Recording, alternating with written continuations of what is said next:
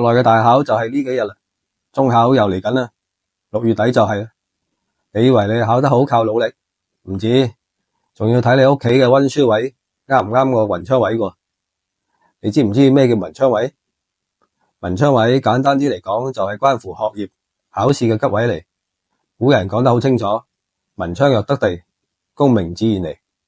意思係只要文昌位用得好，溫書專注啲，考試都穩陣啲啦。但如果你屋企嘅文昌位啱啱落喺廁所，就唔多唔少都會對你嘅讀書、考試有影響嘅。咁唔通要搬過去馬桶旁邊讀書嚟就個文昌位？咁又唔使。真係確定咗文昌位落喺廁所嘅話，只要你嘅廁所保持乾淨、光猛，擺多啲綠色植物，其實都可以減低負面影響嘅。今日就教大家3個揾出文昌位嘅方法，搞掂晒，唔知考試運，連做嘢都會順好多。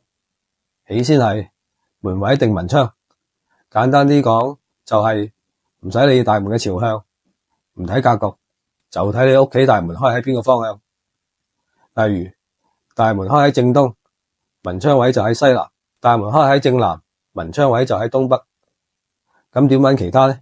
唔使加，睇到尾我會教你點查嘅。其次係生辰定文昌，就係根據你嘅出生年份尾數，選返屬於你個人特定嘅文昌位。例如，如果你係2006年，尾數就係6，文昌位喺新方，即係西南偏西一啲。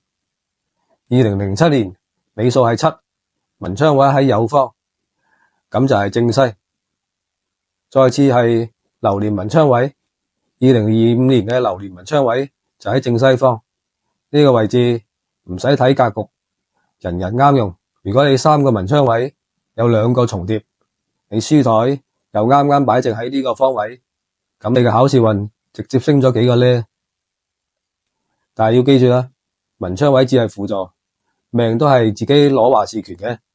報文昌位唔係盲從，而係為自己或者下一代加多一份安心同底氣啫。如果你都想知你屋企嘅文昌位喺邊度，完整版已經更新咗，需要嘅請留言，包括咗門位文昌速查表、生辰文昌速查表、文昌位佈置建議。祝你早日好運到屋，考試大旺。